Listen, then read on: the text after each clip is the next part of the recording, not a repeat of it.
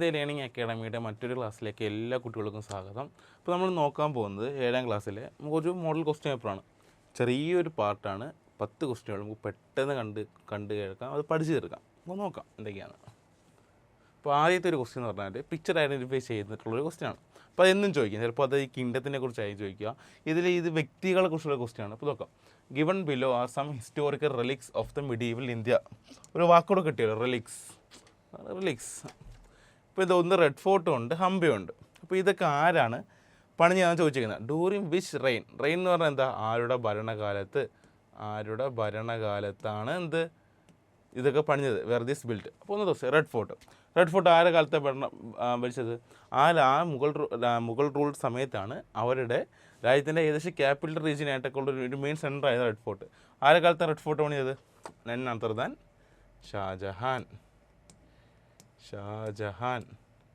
ഷാജഹാൻ്റെ കാലത്ത് പണിഞ്ഞ ഏറ്റവും വലിയ മറ്റൊരു ഫേമസ് സംഭവം എന്താണ് താജ്മഹൽ. നമ്മൾ യുനെസ്കോ വേൾഡ് ഹെറിറ്റേജ്, നമ്മളെ ഇന്ത്യയുടെ അഭിമാനമാണ് താജ്മഹൽ. ഭയങ്കര ഭംഗിയുള്ള സ്ഥലമാണ്, ഷാജഹാനാണ് പണിഞ്ഞത്. ഇനി അടുത്ത ഹംപിയിലെ ഈ ടെമ്പിളാണ്, എൻ്റെ ടെമ്പിളാണ് വിരൂപാക്ഷ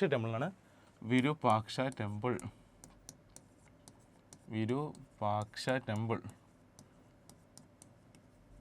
ഇത് ഏത് എംപയറിൻ്റെ കാലത്താണ് പണിഞ്ഞത്, വിജയനഗര എംപയറിൻ്റെ കാലത്താണ് പണിഞ്ഞത്. വിജയനഗര എംപയറിലെ ഏറ്റവും ഫേമസ് കിങ് ആരായിരുന്നു, കൃഷ്ണദേവരായ. അപ്പോൾ ദേവരായ 2ൻ്റെ കാലത്താണ് അത് പണിഞ്ഞത്, ദേവരായ 2. കിട്ടിയല്ലോ, ഇത്രയേ ഉള്ളൂ. അപ്പോൾ ഇതാണ് ഡിഫൈ ചെയ്യുക. അപ്പോൾ നമ്മൾ ഇതിൽ നിന്ന് ഇനി വരാൻ ക്വസ്റ്റ്യൻസ് എന്തൊക്കെയാണ്. മേജർ മുഗൾസ് ആരൊക്കെയാണുള്ളത്, ആരൊക്കെയുണ്ട്, ബാബർ, ഹുമയൂൺ, അക്ബർ, ജഹാംഗീർ, ഷാജഹാൻ, ഔറംഗസേബ്. അപ്പോൾ ഈ ഇത്രയും മെയിൻ മുഗൾസിൻ്റെ ആൾക്കാരിൽ ഇവർ ഫേമസ് ആയിട്ട് കോൺട്രിബ്യൂട്ട് ചെയ്ത, അതാണ് ഫേമസ് ആയിട്ട് പണിഞ്ഞ 1-2 സ്ഥലങ്ങളേ ഉള്ളൂ. ഇപ്പോൾ ഷാജഹാൻ അതിനകത്ത് എന്താണ്, താജ്മഹൽ പണിഞ്ഞു, റെഡ് ഫോർട്ട് പണിഞ്ഞു, അങ്ങനെയൊക്കെ ഉണ്ട്. ഇപ്പോൾ അക്ബർ പണിഞ്ഞിട്ടുള്ള സ്ഥലങ്ങളുണ്ട്. അപ്പോൾ ഇത് സ്ഥലങ്ങളൊക്കെ ഒന്ന് മറിച്ച് നോക്കാം, അതാണ് ഈ ക്വസ്റ്റ്യൻ ശ്രദ്ധിക്കേണ്ട കാര്യം. ഈ മേജർ മുഗൾസ് അതിൻ്റെ മെയിൻ സംഭവങ്ങളൊന്ന് മറിച്ച് നോക്കുക. അപ്പോൾ ഇത്രയല്ലേ ഉള്ളൂ, ഒരു ക്വസ്റ്റ്യൻ കിട്ടി, ഒന്ന് മറിച്ച് നോക്കിയിട്ട് പോവാം. അപ്പോൾ അടുത്ത് നോക്കാം. അടുത്ത ക്വസ്റ്റ്യൻ ഇത് ഒരു കൺഫ്യൂസിങ് ചെയ്യുന്ന സംഭവമാണ്, സിമ്പിൾ ക്വസ്റ്റ്യനാണ്. അതായത് ടിക്കറ്റ് കൊടുത്താൽ മാത്രം മതി. Given below are some statements about emperor Akbar by പേറി ജെറിക് ദ ജെസ്യൂട്ട് പ്രിൻസ്. നമ്മൾ 7th മോഡൽ ടെക്സ്റ്റ് ബുക്കിൽ ഒരു ചെറിയൊരു ബോക്സിനായിട്ട് തന്നേക്കുന്ന ഒരു ചെറിയ ഡയലോഗാണത്. ഇങ്ങനെ എംപററിൻ്റെ മരണസമയത്ത് ജെസ്യൂട്ട് പ്രിൻസ്, ഒരു പേറി ജെറിക് എന്നുള്ള വ്യക്തി അതിനെക്കുറിച്ച് കുറച്ച് വാഴ്ത്തപ്പെടുത്താൻ വേണ്ടി കുറച്ച് കാര്യങ്ങൾ പറഞ്ഞു. അപ്പോൾ ഇതിനകത്ത് find out specialities of Akbar from the following. അപ്പോൾ ഇതിനകത്ത് ഏതൊക്കെയാണ് അദ്ദേഹത്തെക്കുറിച്ച് അയാൾ പരാമർശിച്ചിട്ടുള്ളത്, അല്ലെങ്കിൽ ഇതൊക്കെ ഏതൊക്കെയാണ് അദ്ദേഹത്തെക്കുറിച്ച് പറഞ്ഞാണ് പറയുന്നത്. The emperor who shook the east പറഞ്ഞിട്ടുണ്ട്. കാരണം നമ്മുടെ മുഗൾ എംപയർ, മുഗൾ റൂൾ സമയത്ത് ഏറ്റവും വാസ്റ്റ് റീജിയനിലേക്ക് അദ്ദേഹം ആദ്യമേ പടർത്തിയത്, നല്ല രീതിയിൽ എക്സ്പാൻഡ് ചെയ്ത ആരാണ്, അക്ബറാണ്. അപ്പോൾ ഈസ്റ്റൊക്കെ ആണെങ്കിൽ മുമ്പുള്ള റൂളേഴ്സിന് അങ്ങനെ കീഴടക്കാൻ പറ്റിയിട്ടില്ല. പക്ഷേ ബംഗാളിലേക്കും അസമിലേക്കൊക്കെ നമ്മളെ അക്ബർ ആ ഭരണം എത്തിച്ചു ഉണ്ട്. He administrated justice without any distinction of caste, religion and unfamiliar. എന്ന് പറഞ്ഞാൽ എന്താ, ഒരു വേർതിരിവും ഒരു ചേർതിരിവും ഇല്ലാതെ എല്ലാവരും ഒരേപോലെ ഭരിച്ച് ഒരേപോലെ ജസ്റ്റിസ് നീതി നടപ്പാക്കുന്ന രാജാവായ അദ്ദേഹം ആണ്. എന്നാൽ ഉദാഹരണം എന്തൊക്കെയാണ്, അദ്ദേഹത്തിൻ്റെ റിലീജിയൻ ദിന്നിലാഹിയുണ്ട്, ഇബാദത്ത് ഖാനുണ്ട്. അങ്ങനത്തെ അദ്ദേഹത്തിൻ്റെ എല്ലാ രീതിയിലും ആൾക്കാരെ ഒരേപോലെ കാണുന്ന സമഭാവത്തിൽ കാണുന്ന ആളായിരുന്നു Akbar. He treated strong with force and week with Mercy. അങ്ങനൊരു പ്രത്യേകത അദ്ദേഹമുണ്ട്. അദ്ദേഹം സ്ട്രോങ് ആയിട്ട് മുള്ളുകൊണ്ടും സ്നേഹം കൊണ്ടും തന്നെ അദ്ദേഹം കീഴ്പ്പെടുത്തുകയാണ് ചെയ്തത്. അപ്പോൾ ഇതൊക്കെയാണ് അദ്ദേഹത്തിനെ കുറിച്ച്, ഇതെല്ലാം ഉണ്ട് എന്നാണ് പരാമർശിക്കേണ്ടത്. ഇതെന്താണ് പരാമർശിക്കുന്നത്, നമ്മൾ ടെക്സ്റ്റ് ബുക്കിൽ ബോക്സിൽ കണ്ടേക്കുന്നതൊക്കെ ഒന്ന് വായിച്ചിട്ട് പോവാം. എന്നാണ് നമ്മുടെ ടെക്സ്റ്റ് ബുക്കിലുള്ള ബോക്സിൽ കാണുന്ന കളർ ബോക്സുകളിലുള്ള കാര്യങ്ങളൊക്കെ ഒന്ന് വായിച്ചിട്ട് പോവാം. അതാണ് ഈ ക്വസ്റ്റ്യൻ നമ്മളത്തോട് പറഞ്ഞു വരുന്നത്. ഇത്രയുള്ള ബോക്സിലുള്ള ചെറിയൊരു സ്റ്റേറ്റ്മെൻ്റാണ് ഈ കൊടുത്തേക്കുന്നത്, ഒരു മാർക്ക് കിട്ടും. അടുത്ത question, given below are the hints of the major ഭക്തി സൂഫി സ്കോളർ സൂലിയുടെ മിഡിൽ ഇന്ത്യ. അടുത്തൊരു മേജർ ഏരിയ ആണ് ഭക്തി സൂഫി സയൻസ്. നമ്മളിപ്പോൾ മിഡീവൽ ഇന്ത്യയിൽ മെയിനായിട്ട് ആദ്യം ഉള്ളത് മുഗൾ കിങ്ഡംസ് ആണ്. അപ്പോൾ അതിലെന്തൊക്കെയാണ് പഠിക്കേണ്ടത്, ആ കിങ്സിൻ്റെ ഓർഡർ, എന്നിട്ട് ആ കിങ്സിൻ്റെ പ്രധാനപ്പെട്ട് ഉള്ള ഓരോ കോൺട്രിബ്യൂഷൻസ്, ഇവർ ബിൽഡ് ചെയ്ത കാര്യങ്ങൾ, അവരെങ്ങനെ റൂള് ചെയ്ത്, അങ്ങനത്തെ ഒരു സ്പെഷ്യൽ 2 ക്യാരക്ടേഴ്സ് നോക്കുക. പിന്നെ അത് കഴിഞ്ഞാൽ പഠിക്കേണ്ടതാണ് ഭക്തി സൂഫി സ്കോളേഴ്സ്.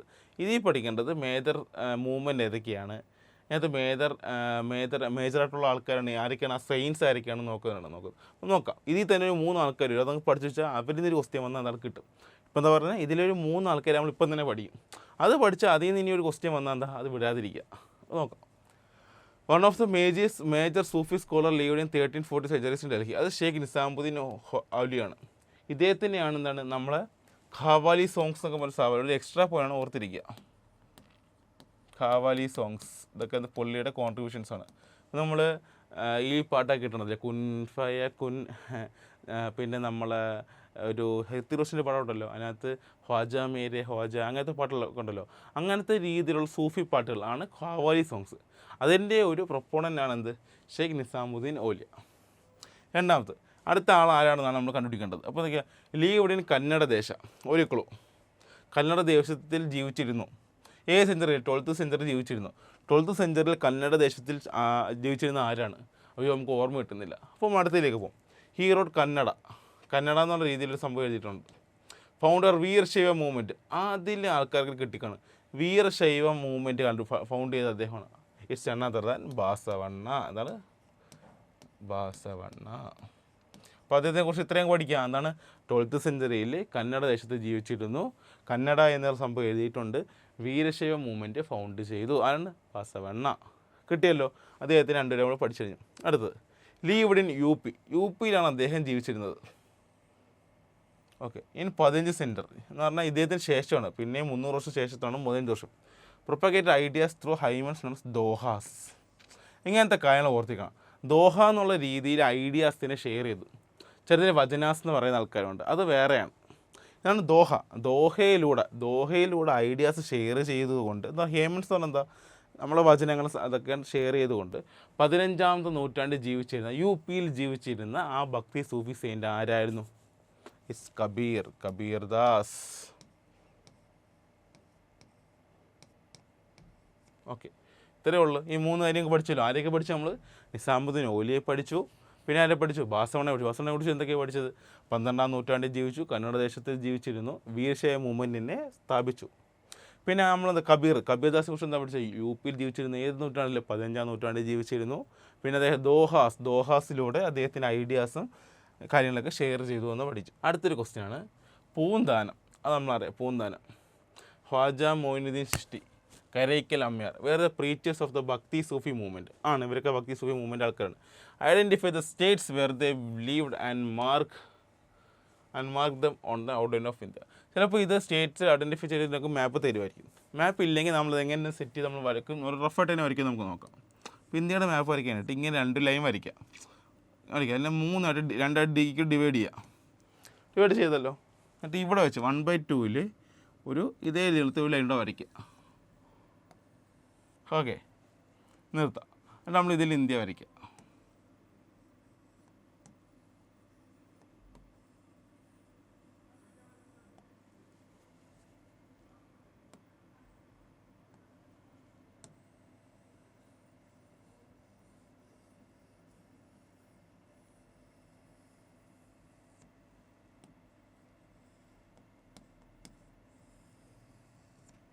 ഒരു രീതിയിൽ ഒരു ഇന്ത്യ വരയ്ക്കുക.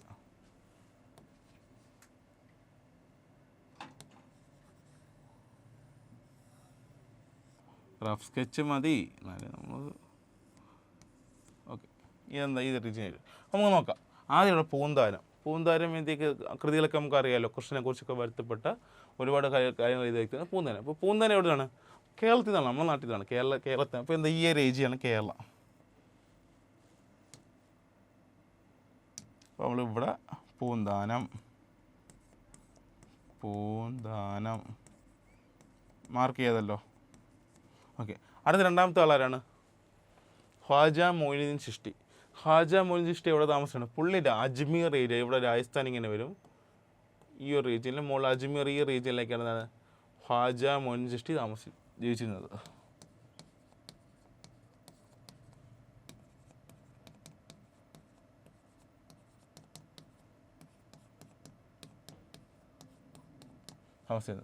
ഓക്കെ, 3 കരൈക്കൽ അമ്യാർ എന്ന് പറഞ്ഞൊരു ഭക്തി പുള്ളി താമസിക്കുന്നത്.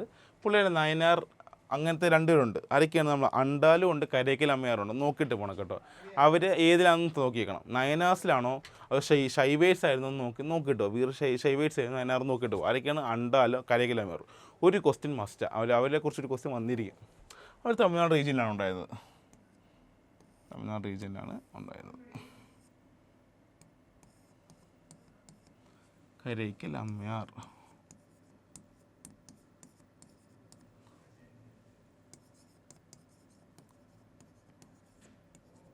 കിട്ടിയല്ലോ? ഓക്കെ, അടുത്ത ചാപ്റ്ററിലേക്ക് പോകും. കിട്ടിയല്ലോ? 3 നേരം നമ്മൾ ഐഡൻറ്റിഫൈ ചെയ്ത് കളഞ്ഞതാണ്. പൂന്താനം, കരേക്കൽ അമ്മയാർ, ഖാജ മൊയ്തീൻ ചിഷ്ടി. അടുത്ത ക്വസ്റ്റ്യനിലേക്ക് പോകാം. The ideas and values put forward by the Indian freedom struggle was the foundation of constitution. ആണല്ലോ, നമ്മുടെ കോൺസ്റ്റിറ്റ്യൂഷൻ ബേസായി നമ്മുടെ ഈ ഫ്രീഡം സ്ട്രഗിളിൽ നമ്മൾ മുറുക്കി പിടിച്ച കുറേ വാല്യൂസ് ഉണ്ട്. ഇപ്പോൾ ഗാന്ധിജിയുടെ നോൺ വയലൻസ്, സെക്യുലറിസം, അങ്ങനത്തെ കുറേ വാല്യൂസും മൂല്യങ്ങളാണ് നമ്മുടെ കോൺസ്റ്റിറ്റ്യൂഷനായിട്ട് രൂപാന്തരപ്പെടുകയും ചെയ്തത്. നമുക്ക് അതിന് ക്വസ്റ്റ്യൻ നോക്കാം. Find and write the correct statement base of the first war of Indian independence in India. ഇന്ത്യയിൽ ആദ്യത്തെ ഇന്ത്യൻ ഇൻഡിപെൻഡൻസ് നടന്നത് 1857 അറിയാലോ, റിവോൾട്ട് ഓഫ് 1857 അറിയാലോ. അതിനെ first war of Indian independence എന്ന് വിളിച്ചത് VD സവാർക്കറാണ്. ഓക്കെ, അപ്പോൾ എന്തൊക്കെ ചോദിക്കാം. ഇതിനകത്ത് ഏതൊക്കെയാണ് ശരി എന്നുള്ളത് തിരിച്ചെഴുതാം. ഇതിനകത്ത് ഈ 5 സ്റ്റേറ്റ്മെൻറ്റിൽ ഏതൊക്കെയാണ് ശരിയെന്ന് നോക്കാം. The first war of Indian independence in 1857 was the first mass movement in India. ആണോ? ഓരോന്നും നമുക്ക് നോക്കാം. ഇന്ത്യയിൽ നടക്കുന്ന ആദ്യത്തെ ഫസ്റ്റ് മാസ് മൂവ്മെൻ്റ് ആണോ? അതിന് മുമ്പ് എന്തൊക്കെ 1857 മുമ്പ് വരെ എന്താണ് മുഗൾ റൂളിൻ്റെ രീതിയിൽ ബൗദ്ധ സഫറൊക്കെ ഉണ്ടായിരുന്നു. അങ്ങനത്തെ വേറെ രീതിയിൽ എല്ലാ കിങ്ഡംസ് ആയിരുന്നു. അങ്ങനത്തെ ഒരു മാസ് അപ്രൈസിങ് എങ്ങും ഉണ്ടായിട്ടില്ല. അപ്പോൾ ഇന്ത്യയിൽ നടന്ന ആദ്യത്തെ ഫസ്റ്റ് മാസ് മൂവ്മെൻറ്റ് ഫ്രീഡത്തിനെതിരെ, ബ്രിട്ടീഷുകാർക്കെതിരെ നടന്ന ആദ്യത്തെ ഫസ്റ്റ് മാസ് മൂവ്മെൻറ്റ് തന്നെയാണെന്ത് first war of Indian independence. അപ്പോൾ അത് ശരിയാണ്, വലിയ ticket. The first war of Indian independence proved that there is, നമുക്ക് ഇതിൻ്റെ ഒരു കീവേഡ്സിൽ ഒന്ന് അണ്ടർലൈൻ ചെയ്ത് തരാം. നമുക്കത് വായിക്കാനും ചിന്തിക്കാനും കുറച്ചുകൂടെ എളുപ്പമായിരിക്കും. Prove that there is no relevance of secular thoughts എന്ന് പറഞ്ഞാൽ എന്താ? സെക്യുലർ തോട്ട്സ് എല്ലാ മതക്കാരെയും ഒന്നിച്ച് നിർത്തേണ്ട രീതിയിൽ ഒരു ആവശ്യകത ഇല്ല എന്നാണ് ഈ വാർ കൊണ്ട് മനസ്സിലായത്. അങ്ങനെയാണോ? ഒരിക്കലും അല്ല. അങ്ങനത്തെ രീതിയിൽ സെക്യുലർ തോട്ട്സ് ഇല്ലെങ്കിൽ ആൾക്കാരുടെ ഒരു ഒരുമ വരുത്തില്ല. ഒന്നിച്ച് നിന്നാലല്ലേ വലിയ വലിയ ബ്രിട്ടീഷുകാർക്കെതിരെയൊക്കെ ഫൈറ്റ് ജയിക്കാൻ പറ്റത്തുള്ളൂ. അപ്പോൾ എന്താണ്? അത് തെറ്റാണ്. അപ്പോൾ റെലവൻസ് ഉണ്ട്. ആ ടൈമിൽ actually first war of Indian independence നടന്നപ്പോൾ മതഭേദമന്യേ എല്ലാ മതസ്ഥരും ഒരേപോലെയാണ് അതിനെതിരെ ചേർത്ത് നിൽക്കാൻ നോക്കിയത്. ഓക്കെ, അപ്പോൾ അതുണ്ട്.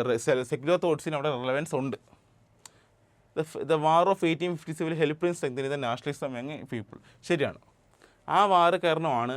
അപ്പം അതിനു മുമ്പ് എന്തായിരുന്നു? പല നാട്ടുരാജ്യങ്ങളായിരുന്നു. നോർത്തിൽ മുഗൾ റൂൾ ഉണ്ടായിരുന്നു, താഴേക്ക് ചോള, അങ്ങനത്തെ രീതിയിലുള്ള പല രീതിയിൽ ഡിവൈഡ് ചെയ്ത് നടക്കുന്ന ഒരു രാജ്യം. നമ്മുടെ ഇന്ത്യയിൽ പല ഭാഗത്തും പല രീതിയിൽ നാട്ടുരാജ്യക്കാന്മാരാണ് ഭരിച്ചിരുന്നത്. കേരളത്തിൽ ട്രാവൻകൂർ കിങ്ഡം ആയിരുന്നു, മദ്രാസ് കിങ്ഡം ഉണ്ടായിരുന്നു, അങ്ങനെ പല രീതിയിൽ കിടക്കണം. അപ്പോൾ ഇങ്ങനെ ഒന്നിച്ചൊരു മാസ് മൂവ്മെൻറ്റ്, നമ്മുടെ കോമൺ എനിമി, അത് ബ്രിട്ടീഷിനെതിരെ നമ്മൾ ചെറുത്ത് നിൽക്കപ്പെടുമ്പോൾ എന്താണ് അവർക്കുള്ളിൽ തോന്നി തുടങ്ങി. നമ്മൾ ഒരു ദേശം, നമ്മുടെ നാട്, നമ്മൾ ഒരു നാടിൻ്റെ മക്കളാണ്, നമുക്കെതിരെ നമ്മൾ ഒന്നിച്ച് നിൽക്കണം എന്നുള്ള രീതിയിലുള്ള നാഷണലിസം, ആ തോട്ട് ഉയർന്നു വന്നു. അത് ശരിയാണ്. The activities of the Indian national Congress strengthen the first freedom struggle. Indian national കോൺഗ്രസിൻ്റെ ആക്ടിവിറ്റീസ് ഈ first war of Indian independence ഒരുപാട് ഹെൽപ്പ് ചെയ്തു, അത് സ്ട്രെങ്തൻ ചെയ്തു എന്നാണ് പറയുന്നത്. ശരിയാണോ? ഒരിക്കലും അല്ല. INC ഇന്ത്യൻ നാഷണൽ കോൺഗ്രസ് രൂപപ്പെടുന്നത് തന്നെ 1885 അതിൻ്റെ ഫസ്റ്റ് മീറ്റിംഗ് നടക്കുമ്പോൾ ആരായിരുന്നു എൻ്റെ പ്രസിഡൻറ്റ്? WC ബാനർജി. അതൊക്കെ പിന്നീടാണ് ഉണ്ടാകുന്നത്. ഇത് നടക്കുന്നത് 1857. അപ്പോൾ എന്താണ്? INC അവിടെ ഇല്ല, ആ സമയത്തില്ല. അപ്പോൾ ആ ഒരു വർഷം, ആ ഒരു ക്രൊണോളജി അറിയാമെങ്കിൽ എന്താണ് നമുക്ക് കളയുകയും ചെയ്യാം. The first war of Indian independence caused for the formation of many regional organisation. ശരിയാണ്. First war of Indian independence ശേഷമാണ് പല റീജിയണൽ ഓർഗനൈസേഷൻ ഉണ്ടായത്. അന്ന് അങ്ങനത്തെ regional organisation East India Association ഉണ്ട്, മസ്തൂർ മഹാജൻ സഭയുണ്ട്, അങ്ങനത്തെ കുറേ സ്ഥലം ഇന്ത്യൻ അസോസിയേഷൻ ഉണ്ട്. അങ്ങനത്തെ കുറേ റീജിയണലായിട്ട് ഇവർക്കെതിരെ ഒരു ആക്ടിവിറ്റീസ് ചെയ്യാനും അവർക്കെതിരെ പോരാടാനുള്ള ഒരുപാട് സംഘടനകൾ രൂപപ്പെട്ടു. അതിനുശേഷം തന്നെയാണ് ഉണ്ടായിരിക്കുന്നത്. അപ്പോൾ എന്തൊക്കെയാണ് ശരി ഉത്തരങ്ങൾ? ഫസ്റ്റ് മാസ് മൂവ്മെൻറ്റ് ശരിയാണ്. സെക്യുലർ തോട്ട്സ് ഉണ്ടായിരുന്നു. നാഷണലിസം ഹെൽപ്പ്, ആൾക്കാരുടെ മനസ്സിൽ നാഷണലിസം ഉണ്ടായി തുടങ്ങി. പിന്നെന്താണ്? കോൺഗ്രസ് ഹെൽപ്പ് ചെയ്യുക. കോൺഗ്രസ് പിന്നീടാണ് വന്നത്, പിന്നെ വർഷങ്ങൾക്ക് ശേഷമാണ് കോൺഗ്രസ് രൂപപ്പെടുന്നത്. ലാസ്റ്റ് എന്നാണ് പറഞ്ഞത്? ഫോർമേഷൻ, റീജിയണൽ ഓർഗനൈസേഷൻ ഫോർമേഷന് കാരണമാവുകയും ചെയ്തു എന്നുള്ളത് ശരിയാണ്. അടുത്ത ക്വസ്റ്റ്യനാണ്, from which act is the idea of bicameral legislature at the center included in the constitution? Bicameral legislature എന്താണ് ആ വാക്ക്? Bicameral legislature. എന്താണ് ബൈക്യാമറൽ ലെജിസ്ലേച്ചർ?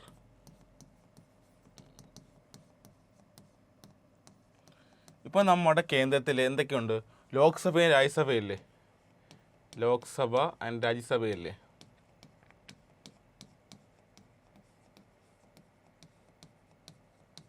അങ്ങനെ രണ്ട് ബൈ ക്യാമറൽ ലെജിസ്ലേച്ചർ എന്നുള്ള രീതിയിലുള്ള സിസ്റ്റം കൊണ്ടുവന്നത് ഏത് ആക്ട് പ്രകാരമാണ്? ഇന്ത്യയിൽ ആദ്യമായിട്ട് ഇൻട്രൊഡ്യൂസ് ചെയ്ത ഏത് ആക്ട് പ്രകാരമാണ്? It's none other than Government of India Act 1919. 1919 Government of India Act പ്രകാരമാണെന്ത് ഇന്ത്യയിൽ ആദ്യമായിട്ട് ഐഡിയ ഓഫ് ബൈക്യാമറൽ ലെജിസ്ലേച്ചർ കൊണ്ടുവന്നത്. അപ്പോൾ ഇതിനോടനുബന്ധപ്പെട്ട് എന്തൊക്കെ ഓർത്തിരിക്കണം? ഇന്ത്യയിൽ ഡയാർക്കി ഏത് ടൈമിൽ കൊണ്ടുപോകും? ഡയാർക്കി എപ്പോഴാണ് വന്നത്? ഏത് ആക്ട് പ്രകാരമാണ് വന്നത്? അതുപോലെ രണ്ടാമത്തെ ഓർത്തിരിക്കുന്ന കാര്യമാണ് വുമണ് വോട്ട് ചെയ്യാനുള്ള അല്ലെങ്കിൽ വുമണ് ഇലക്ഷൻ നിൽക്കാനുള്ള രീതിയിലുള്ള സംഭവം എപ്പോഴാണ് വന്നത്? അല്ലെങ്കിൽ അവർക്ക് റെപ്രസെൻറ്റേഷൻ എപ്പോഴാണ് വന്നത്? ആദ്യമായി മുസ്ലിമിന് റിസർവേഷൻ വന്നത് എപ്പോഴാണ്? ഇങ്ങനത്തെ കാര്യങ്ങളൊക്കെ ഒന്ന് ഓർത്ത് നോക്കുക. ഈ 3 ആക്ടുകളിനെ 1909, 1919 ആക്ട്, 1935 ആക്ട്, ഈ 3 ആക്ടുകളുടെ മെയിൻ ഫീച്ചേഴ്സൊക്കെ ഒന്ന് നോക്കിയിട്ട് പോവാം കേട്ടോ. എന്തൊക്കെയാണ്? അപ്പോൾ എന്താ ചോദിച്ചത്? Idea of bicameral legislature. 2 legislature ഉള്ള രീതിയിലുള്ള ഐഡിയ ആദ്യമായിട്ട് കൊന്ന ഏത് act? 1919 of Government of India ആക്ടാണ്. കൂടെ എന്തൊക്കെ നോക്കണം? ഡയാർക്കി എന്നൊന്ന് നോക്കണം. വുമണിന് വോട്ട് അവകാശം കൊണ്ടുവന്ന ഏത് ആക്ടാന്ന് നോക്കണം. മുസ്ലിംസ് റിസർവേഷൻ വന്ന ഏത് ആക്ടാന്ന് നോക്കണം. ജസ്റ്റ് ഒന്ന് വായിച്ചൊന്ന് പോകുക, ഒന്ന് മറിച്ചൊക്കെ ഇട്ട് പോവുക. അപ്പോൾ ഏതൊക്കെ ആക്ടാണ് മെയിനായിട്ട് നോക്കേണ്ടത്? 1909, 1919, 1935. ഇതും കൂടെ ഒന്ന് നോക്കിയിരിക്കുക. ഓക്കെ. അടുത്ത്, what was the main proposal of the cabinet mission that visited India in 1946 which came to India for discussing the exchange of power? 1946 എന്താണ് ക്യാബിനറ്റ് മിഷൻ പ്ലാൻ? 1946 ഒരു ക്യാബിനറ്റ് മിഷൻ പ്ലാൻ എന്താണ്? വേൾഡ് വാറിന് ശേഷം 1942 ശേഷം ഇന്ത്യക്കെതിരെ ഇങ്ങനെ mission അയക്കാമെന്നും ഇന്ത്യക്ക് ഇനി എന്തൊക്കെ മാറ്റങ്ങൾ കൊണ്ടുവരാമെന്നുള്ള രീതിയിൽ ബ്രിട്ടീഷ് ഒരു പുട്ട് ഫോർവേഡ് ചെയ്തായിരുന്നു. കാരണം ബ്രിട്ടീഷ് വാറിൽ കൂടെ നിൽക്കുകയാണെങ്കിൽ. അപ്പം അങ്ങനെ അതിനുശേഷം വന്നൊരു മിഷനാണ് ക്യാബിനറ്റ് മിഷൻ പ്ലാൻ. ഇതിനകത്ത് പറഞ്ഞ മെയിൻ പ്രപ്പോസൽ എന്നാണ്. മെയിൻ പ്രപ്പോസൽ ഏതാണെന്ന് ചോദിച്ചേക്കുന്നത്. എന്താണ് മെയിൻ പ്രപ്പോസൽ ഏതാണെന്ന് ചോദിച്ചേക്കുന്നത്? എന്താണ്? ഒറ്റ വാക്ക് മെയിൻ 2 പ്രപ്പോസൽ നമുക്ക് പറയാം. ഒരു മെയിൻ പ്രപ്പോസൽ എഴുതിയിരിക്കണം. എന്താണ്?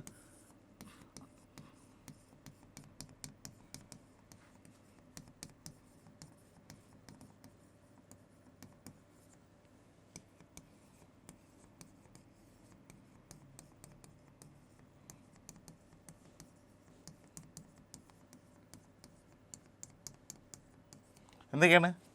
കോൺസ്റ്റിറ്റ്യൂന്റ് അസംബ്ലി രൂപപ്പെടുത്താമെന്ന് അവർ പറഞ്ഞു. എന്ന് പറഞ്ഞാൽ ഇന്ത്യക്ക് വേണ്ടി ഇന്ത്യക്ക് ഒരു ഭരണം നേടുക്കാൻ വേണ്ടിയിട്ട് ഒരു റൂൾ, ഒരു കോൺസ്റ്റിറ്റ്യൂഷൻ ഉണ്ടാക്കാൻ വേണ്ടിയിട്ട് ഇന്ത്യക്കാർ തന്നെ ഒരു ഉണ്ടാക്കുന്ന രീതിയിലൊരു കോൺസ്റ്റിറ്റ്യൂഷൻ ബോഡി എന്നാണ്. ഇന്ത്യക്ക് വേണ്ടി തന്നെ ഉണ്ടാക്കുന്ന ഒരു കോൺസ്റ്റിറ്റ്യൂഷൻ ഉണ്ടാക്കാൻ വേണ്ടിയിട്ട് ഒരു ബോഡി, അതാണ് കോൺസ്റ്റിറ്റ്യൂന്റ് അസംബ്ലി. അതിന് ഫോർമേഷൻ ഉതകുന്ന രീതിയിൽ ഒരു സ്റ്റാൻഡ് ആദ്യം എടുത്തു. ക്യാബിനറ്റ് മിഷൻ 1947 എടുത്തു. അതാണ് മെയിൻ പോയിന്റ്, ആണ് മെയിൻ പ്രപ്പോസൽ. കോൺസ്റ്റിറ്റ്യൂന്റ് അസംബ്ലിക്ക് രൂപപ്പെടാനുള്ള കാരണങ്ങൾ ഇട്ടു.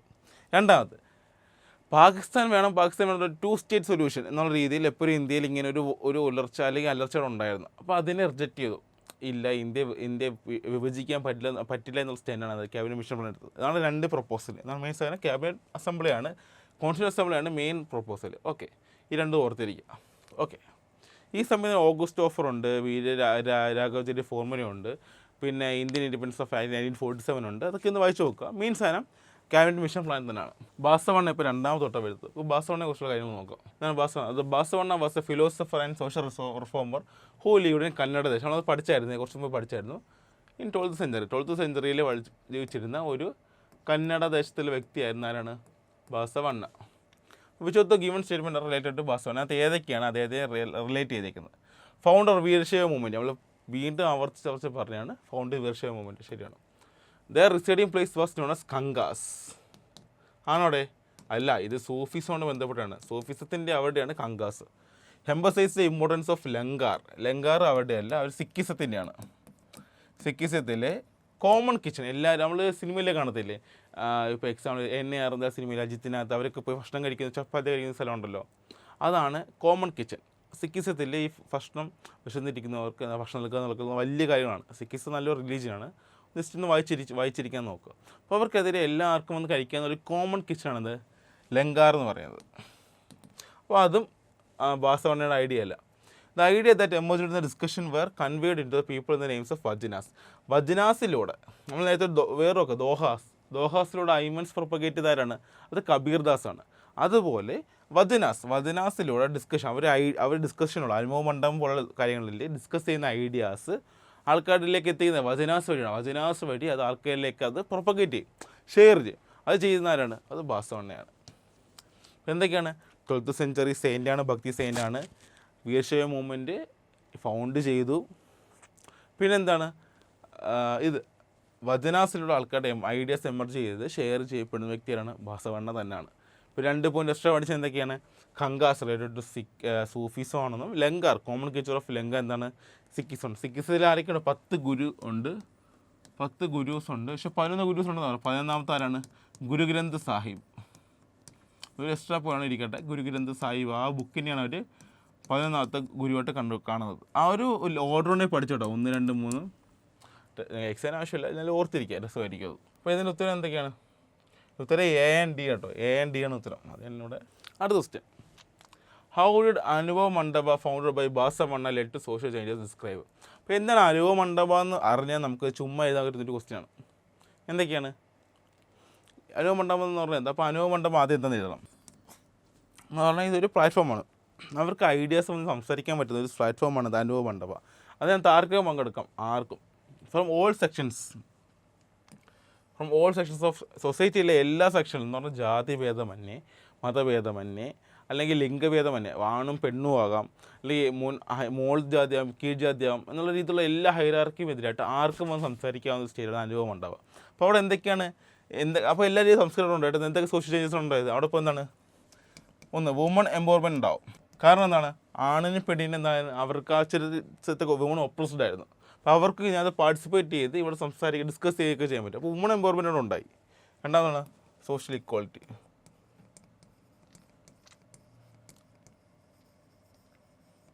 കാസ്റ്റ് ഭേദം തന്നെ അവർക്ക് സംസാരിക്കാണ്ട് വന്നു. അങ്ങനൊരു മൂല്യം സോഷ്യൽ ഈക്വലാണ്. നമ്മൾ ഈക്വലാണ്, സോഷ്യലി ഈക്വലാണ്. നമ്മൾ കാസ്റ്റ് ബേസുണ്ട്, റിലിജിയൻ ബേസുണ്ട്, ഡിഫറൻ്റ് അല്ല എന്നുള്ള രീതിയിലുള്ള തോട്ട്സ് റൈസ് ചെയ്യാനുള്ള രീതി അവിടെ ഉണ്ടായി. ഇതൊക്കെയാണ് മെയിൻ ചേഞ്ചസ്. പിന്നെ എന്തുണ്ടായി? കൾച്ചറൽ എക്സ്ചേഞ്ച് ഉണ്ടായി. ഇതൊക്കെ ഒരു ഓപ്പറേൻ്റായിട്ട് നമുക്ക് എഴുതാം. ഈ പോയിൻ്റൊക്കെ എഴുതി വെച്ചാൽ മതി. എന്തൊക്കെയാണ്? അപ്പോൾ എന്തൊക്കെ ചെയ്യണം? അപ്പോൾ എന്താണ് അനുഭവ മണ്ഡപം? അനുഭവ മണ്ഡപം എന്ന് പറഞ്ഞാൽ എന്താ? ഇറ്റ് ഈസ് ദ പ്ലാറ്റ്ഫോം ഉണ്ട് founded by Basavanna for to the people from all sections of the സൊസൈറ്റിയിലെ എല്ലാ സെക്ഷനിലും ആൾക്കാരെ അവർക്ക് വന്ന് സംസാരിക്കാനും അവർ ഐഡിയാസ് ഷെയർ ചെയ്യാനുള്ള ഒരു പ്ലാറ്റ്ഫോമായിരുന്നു അനുഭവ മണ്ഡപം. അപ്പോൾ അതിന് എന്തൊക്കെ ചേഞ്ചസിലേക്കാണ് വഴിതിരിച്ചത്? എന്നാൽ വുമൺ എംപവർമെൻറ്റിലേക്കാണ്. എന്താണ്? മെന്നിന് വുമണിന് നോ ഡിസ്ക്രിമിനേഷൻ ഇല്ലാതെ അവിടെ പങ്കെടുക്കാനുള്ള ഇതുണ്ടായിരുന്നു. അപ്പോൾ വുമൺ എംപവർമെൻറ്റിലേക്ക് നയിച്ചു. പിന്നെ സോഷ്യൽ ഇക്വാലിറ്റി ഉണ്ട്. എന്ന് പറഞ്ഞാൽ കാസ്റ്റ് റിലീജിയസ് ബയാസ്ഡ് അല്ലാത്തതുകൊണ്ട് അവർക്ക് പങ്കെടുക്കാൻ സോഷ്യൽ ഇക്വാലിറ്റി എന്നുള്ള വാല്യൂ അവിടെ ഉണ്ടായി. മൂന്നെന്താണ്? Cultural exchanges. അപ്പോൾ ഇങ്ങനത്തെ ഡിഫറെൻറ്റ് സൊസൈറ്റിയിലെ പല ആൾക്കാർ വരും. എന്ന് പറഞ്ഞാൽ പല റീജിയനിലെ, പല കാസ്റ്റിലെ, പല ലൈഫിലുള്ള ആൾക്കാർ വരുമ്പോൾ അവരുടെ ഇതിൽ കൾച്ചേഴ്സ് എക്സ്ചേഞ്ച് ഉണ്ടായിട്ട് പുതിയ രീതിയിലുള്ള കാര്യങ്ങളൊക്കെ ഉണ്ടാവുകയും ഒരു നല്ലൊരു പ്ലാറ്റ്ഫോമാണ് അനുഭവ മണ്ഡപം. ഓക്കെ, അയാൾ ഫൗണ്ട് ചെയ്ത് ബാസവണ്ണയുടെ ഐഡിയ ആയിരുന്നു. അടുത്ത question, the ruler who started the Mughal rule in India with Delhi as a centre. ഇതൊരു ട്വിസ്റ്റ് ക്വസ്റ്റ്യനാണ്. ഇത്രയാണെങ്കിൽ ആരായിരുന്നു? The Mughal rule in India start ചെയ്ത ആരാണ്? ബാബറാണ്. ബട്ട് ഈ with Delhi as as capital, Delhi ആക്കിക്കൊണ്ടാണ് ഭരിച്ചു തുടങ്ങിയത് ഷാജഹാൻ. ടെസ്റ്റാണ്. ആദ്യം വരെ കാണുമ്പോൾ കയറി കുത്തരുത്, അതാണ് ചോദിക്കുന്നത്. കാണുമ്പോൾ കയറി കുത്തരുത്. ഡൽഹി സെൻറ്ററാക്കിക്കൊണ്ട് ആരാണ് മുഗൾ റൂൾ സ്റ്റാർട്ട് ചെയ്തതെന്ന് വെച്ചത് ഷാജഹാനാണ്. Emperor Akbar was a religiously tolerant ruler support with evidence. Akbar religiously tolerant എന്ന് പറഞ്ഞാൽ എല്ലാ റിലീജിയസിനെയും ഒരേപോലെ കാണുന്നത് എന്ന് പറഞ്ഞാൽ എന്താണ്? ഇപ്പോൾ റിലീജിയസ് ആയിട്ടുള്ള ആൾക്കാർ റൂളേഴ്സ് ആകുമ്പം ചിലരെന്ന് പറയുമ്പോൾ കുറച്ചുകൂടെ ഹാർഷായിരിക്കും. അവരുടെ റിലീജിയസ് ആയിട്ടുള്ള ആൾക്കാരെ നമ്മൾ സപ്പോർട്ട് ചെയ്യും. ബാക്കിയുള്ള സമയങ്ങളിൽ എന്താണ് ബാക്കിയുള്ള റിലീജിയസ് ആൾക്കാർക്ക് അത് ബുദ്ധിമുട്ടുണ്ടാകും. അവരെ പ്രോസിക്യൂട്ട് ചെയ്യുകയും അവരെ നല്ല രീതിയിൽ ടാക്സ് ചെയ്യുകയും ബുദ്ധിമുട്ടുകയും ചെയ്യും. പക്ഷെ നല്ല റൂളേഴ്സ് എന്തൊക്കെയാണ് ചെയ്യുക? എല്ലാ സെക്ഷൻസിലും എല്ലാ റിലീജിയസ് ആൾക്കാരെ നല്ല രീതി ഒരേപോലെ കാണുകയും ഒരേപോലെ അവരെ ട്രീറ്റ് ചെയ്യുന്നൊക്കെ ചെയ്യും. അങ്ങനെയുള്ളതായിരുന്നു എന്താണ് അക്ബർ. അപ്പോൾ അക്ബർ അങ്ങനെ ഒരാളാണെന്ന് പറയുന്നു. അപ്പോൾ അതിനെ സപ്പോർട്ട് ചെയ്ത എവിഡൻസ് എന്നുള്ളത് ഇബാദത്ത് ഖാനയുണ്ട്, ദിനിലാഹിയുണ്ട്. എന്താണ് ഇബാദത്ത് ഖാന? നമ്മൾ നേരത്തെ അനുഭവ മണ്ഡപം പറഞ്ഞില്ല, അത് കണക്ക് ഇബാദത്ത് ഖാന എന്താണ് എല്ലാ റിലീജിയനിലുള്ള ആൾക്കാർക്കും സംസാരിക്കാനും ഷെയർ ചെയ്യാനും ഐഡിയസ് ചെയ്യുന്ന ഒരു പ്ലാറ്റ്ഫോമാണ് ഇബാദത്ത് ഖാന. ദിനിലാഹി എന്ന് പറയുന്നത് പുള്ളിയുടെ റിലീജിയനാണ്. പുള്ളി സ്റ്റാർട്ട് ചെയ്ത റിലീജിയനാണ് ദിനിലാഹി. അതിൽ അദ്ദേഹം ഈ അന്നത്തെ എല്ലാ റിലീജിയനും എന്തൊക്കെയുണ്ട്, ഹിന്ദുയിസം, മുസ്ലിം, ഇസ്ലാം, സിഖിസം, ഇതിനുള്ള എല്ലാ റിലീജിയനെയും ഒന്നിച്ചാക്കിക്കൊണ്ട് ഒരു പുതിയ റിലീജിയൻ കൊണ്ടുവന്നു. എല്ലാത്തിനും നല്ല കാര്യങ്ങൾ മാത്രം എടുത്തുകൊണ്ട്. മുസ്ലിംസിലെ മോണോതെയിസം, ഏക ദൈവത്തെ എടുത്ത്, ഐഡൽ വർഷിപ്പിനെ അയാൾ എതിർത്തു. പിന്നെ ലവ്, കമ്പാഷൻ പോലുള്ള വാല്യൂസിനെ അപ്ഹോൾഡ് ചെയ്ത്, അങ്ങനത്തെ പല നല്ല നല്ല ഗുണങ്ങൾ ചേർത്തുകൊണ്ട് അയാൾ കൊണ്ടുവന്നൊരു റിലീജിയനാണ് ദിൻ-ഇ-ഇലാഹി. ഇതൊക്കെയെന്ന് അദ്ദേഹത്തെ റിലീജിയസ്ലി ടോളറൻറ്റ് ആറ്റിറ്റ്യൂഡാണ് കാണിക്കുന്നത്. We are living in a time where pollution levels are increasing uncontrollably and peoples lifes are become difficult. Of the റിഫ്ലക്ചർ. ഈ പിക്ചേഴ്സ് നോക്കിയിട്ട് എന്താ ചെയ്യേണ്ടത് നമുക്ക് നോക്കാം. Youth pictures show the activities that cause air pollution. നേരത്തെ കണ്ട പിക്ചേഴ്സിൽ ഏതൊക്കെയാണ് എയർ പൊല്യൂഷൻ ഉണ്ടാക്കുന്നതെന്ന് നമുക്ക് നോക്കാം. ഇത് വെഹിക്കിൾസ് കുറേ പോകുന്നുണ്ട്, ഉറപ്പായിട്ടും അത് വെഹിക്കിൾ പൊല്യൂഷൻ ഉണ്ടാക്കുന്നതായിരിക്കും. ഇതുണ്ട്. ഇത് ട്രെയിനാണ്. ട്രെയിൻ കോളിൽ ഓടിക്കൊണ്ടിരുന്നപ്പോൾ നല്ല രീതിയിൽ പുകവിട്ട് പൊല്യൂഷൻ ഉണ്ടാക്കുക. ഇത് പക്ഷേ ഇലക്ട്രിസിറ്റിയിലാണ് ഓടുന്നത്. അപ്പോൾ ഇത് ഉണ്ടാക്കുന്നില്ല, ഇത് എയർ പൊല്യൂഷൻ ഉണ്ടാക്കുന്നില്ല. കുട്ടികൾ സൈക്കിൾ ഓട്ടുന്നുണ്ട്, നല്ലൊരു ഹെൽത്തി ആയിട്ടുള്ളൊരു ക്യാരക്ടറാണ്. അപ്പോൾ അതില്ല. അഗ്രികൾച്ചർ, ഇത് അഗ്രികൾച്ചറാണ്. അഗ്രികൾച്ചർ എന്താണ്, നല്ല രീതിയിൽ എയർ പൊല്യൂഷൻ ഉണ്ടാകും. കാരണം എന്താണ്, ഫെർട്ടിലൈസർ വരികയും അല്ലെങ്കിൽ ഇവിടെ നമ്മൾ ഉപയോഗിക്കുന്ന മാന്യൂസ്, ഫെർട്ടിലൈസേഴ്സ് വരികയാണ്, നല്ല രീതിയിൽ മീഥേൻ എമിഷൻസ് ഒക്കെ ഉണ്ടാകുന്നുണ്ട്. അതെന്തായാലും ഉണ്ട്. അപ്പോൾ ഇത് രണ്ട് എയും ഡിയും എന്തായാലും ഉണ്ട്. We face many problems related to air pollution. Give suggestions solve. നമ്മൾ എയർ പൊല്യൂഷൻ ഇന്ന് ദൈനം പ്രതി കാണുന്നുണ്ട്, നമ്മൾ അനുഭവിക്കുന്നുണ്ട്. അപ്പോൾ അതിനെ എങ്ങനെയൊക്കെ നമുക്ക് തടയാൻ പറ്റും, എന്തൊക്കെ ചെയ്യേണ്ടതെന്ന് നോക്കാം. എന്തൊക്കെയാണ് ചെയ്യേണ്ടത് നമുക്കത് നോക്കാം. ഒന്നാമത് എന്താണ്, നമ്മൾ യൂസ് പബ്ലിക് ട്രാൻസ്പോർട്ട്.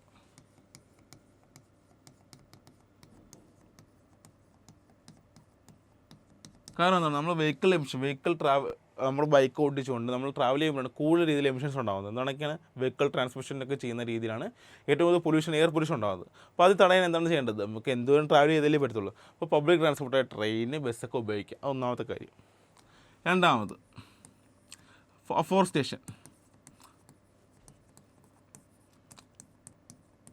നമ്മൾ അറ്റ്മോസ്ഫിയറിലെ കെമിക്കൽ ടോക്സിക് ഗ്യാസിൻ്റെ അളവ് കൂടുമ്പോൾ അതിനെ ബാലൻസ് ചെയ്യാൻ വേണ്ടിയിട്ടാണ് നല്ല രീതിയിൽ നമ്മൾ നല്ല ഓക്സിജനും നല്ല അറ്റ്മോസ്ഫിയർ പ്യൂരിഫൈ ചെയ്യണം. അതിനുള്ള ഏറ്റവും ബെസ്റ്റ് ആൾ തന്നെയാണ് മരങ്ങൾ തന്നെയാണ്. അപ്പോൾ നല്ല രീതിയിൽ മരങ്ങൾ വെച്ച് പിടിപ്പിക്കുക, നല്ലൊരു ആക്ടിവിറ്റിയാണ്. മൂന്നാമത് എന്തൊക്കെയാണ് എന്താണെന്ന് വെച്ചാൽ നമുക്ക് ഭാരത് ഹെൽത്ത് സ്റ്റാൻഡേർഡ്സ് എന്ന് പറഞ്ഞ സാധനമുണ്ട്. ഭാരത് സ്റ്റാൻഡേർഡ്സ് എന്നൊക്കെ പറഞ്ഞ സംഭവങ്ങളുണ്ട്. എന്ന് പറഞ്ഞാൽ അത് കമ്മ്യൂണിറ്റി ലെവലാണ്. സർക്കാരൊക്കെ ചില വാഹനങ്ങൾക്ക് പുറത്തിറക്കുമ്പോൾ എന്താണ്, അതായത് പല വണ്ടികൾക്ക് പല രീതിയിൽ എമിഷൻസ് ഉണ്ടായിരിക്കും. അപ്പോൾ ആ എമിഷൻസ് കുറയ്ക്കാനായിട്ട് സർക്കാർ സ്റ്റാൻഡേർഡ് കീപ്പ് ചെയ്യും. ഈ ഇത്തരം സ്റ്റാൻഡേർഡ് കീപ്പ് ചെയ്താൽ മാത്രമേ നിങ്ങൾക്ക് ഇതിന് ലൈസൻസ് കിട്ടത്തുള്ളൂ. അങ്ങനത്തെ രീതിയിലുള്ള സ്റ്റാൻഡേർഡ്സാണ് Bharat standards. Bharat stage 4, Bharat stage 6 ഇപ്പോൾ നിൽക്കുന്നത്. അങ്ങനത്തെ കാര്യങ്ങളൊക്കെ ശ്രദ്ധിക്കുക. പിന്നെ എന്തൊക്കെയാണ്, അവെയർനെസ്. നമ്മളെ പബ്ലിക്കിനും ജനങ്ങൾക്കുള്ള അവയർനെസ് കൊടുക്കുക. നമ്മുടെ ഈ ആക്ടിവിറ്റീസ്, നമ്മൾ ചെയ്യുന്ന പ്രവൃത്തികൾ, ഇതൊക്കെ എയർ പൊല്യൂഷൻ ഉണ്ടാക്കുന്നുണ്ട്. നമ്മൾ ഇതൊക്കെ അവോയ്ഡ് ചെയ്യണം. പബ്ലിക്കിൽ കത്തിക്കുന്നത്, പബ്ലിക്കായിട്ട് നമ്മൾ ആൾക്കാർ സാധനങ്ങൾ കത്തിക്കുകയൊക്കെ ചെയ്യത്തില്ലേ, അതൊക്കെ ഒഴിവാക്കുക. പ്ലാസ്റ്റിക് കത്തിക്കുന്ന ഒഴിവാക്കുക. അങ്ങനത്തെ ചില ആക്ടിവിറ്റീസ്, ആൾക്കാർ മാറ്റുന്ന ചില ശീലങ്ങളില്ലേ, അതിനെതിരെ ഒരു അവയർനെസ് കൊണ്ടുവരാം. അതുവഴി എന്താണ് എയർ പൊല്യൂഷൻ കുറയ്ക്കാൻ പറ്റും. അപ്പോൾ ഇതൊക്കെയാണ് 4-5 ശേഷം. നമുക്ക് ഇനി ഒരു 6-10 കുറേ എഴുതാം, പക്ഷേ 4-5 മതി എന്നാണ് ക്വസ്റ്റ്യൻ ചോദിച്ചേക്കുന്നത്. ഇതാണ് അവയർനെസ്. എന്നാണ് നമ്മൾ ചില ശീലങ്ങളുണ്ടല്ലോ, നമ്മൾ ഓപ്പടി പ്ലാസ്റ്റിക് കത്തിക്കുക, അല്ലെങ്കിൽ നമ്മൾ ചെയ്യുന്ന ചില രീതിയിലുള്ള നമ്മളുടെ റിലവൻ്റ് ആക്ടിവിറ്റീസ് ഒക്കെ, അതൊക്കെ ഒന്ന് ഒഴിവാക്കുന്ന രീതിയിൽ ജനങ്ങളെ ഒന്ന് അവയർനെസ് ആക്കുന്നത് മൂലം എയർ പൊല്യൂഷൻ കുറയ്ക്കാൻ പറ്റും. Okay. Childrens are busy collecting pictures of different crops in India preparing album. അപ്പോൾ ഇതിനകത്ത് ഇത്രയും സംഭവങ്ങളുണ്ട്. Maize, cotton, sunflower, jute, wheat, soybean. അപ്പോൾ ഇതിനെ cash crop, food crop, oil seed ഇട്ട് അറേഞ്ച് ചെയ്യുക. അപ്പോൾ നോക്കാം. മെയ്സ് എന്ന് പറഞ്ഞാൽ എന്താണ്, ചോളം എന്താ കഴിക്കുന്നതല്ലേ, അപ്പോൾ അതവിടെ എഴുതുക. കോട്ടൺ നമ്മൾ കഴിക്കുന്നതല്ല, കോട്ടൺ ഓയിൽ സീഡും അല്ല, ഇതൊരു ക്യാഷ് ക്രോപ്പാണ്. കോട്ടൺ ഡ്രസ്സൊക്കെ നമ്മൾ ഉപയോഗിക്കുന്നതല്ലേ കോട്ടൺ. സൺഫ്ലവർ ഓയിൽ എന്നൊക്കെ നമ്മൾ കേട്ടില്ല, അപ്പോൾ ഓയിൽ സീഡാണത്. അടുത്തത് ജൂട്ട് എന്താണ്, ജൂട്ട് ഒരു ക്യാഷ് ക്രോപ്പാണ്. നമ്മളെ ചണമില്ലേ, അതാണ് ക്യാഷ് ക്രോപ്പ്. വീറ്റ് ഒരു ഫുഡ് ക്രോപ്പാണ്. സോയ ഓയിൽ കിട്ടിയല്ലോ. സിമ്പിൾ സാധനമാണ്, ജസ്റ്റ് എഴുതിയതേ ഉള്ളൂ, ജസ്റ്റ് അറിഞ്ഞിരിക്കുക. അപ്പോൾ ഇങ്ങനത്തെ മെയിൻ ക്രോപ്സുകളുടെ പേര് അറിഞ്ഞിരിക്കുന്നത് ഇതിനേക്കാളും ഇമ്പോർട്ടൻ്റ് ആണ്. ഇങ്ങനത്തെ ക്രോപ്സിൻ്റെ എന്താണ്, കണ്ടീഷൻസ് ടു ഗ്രോ.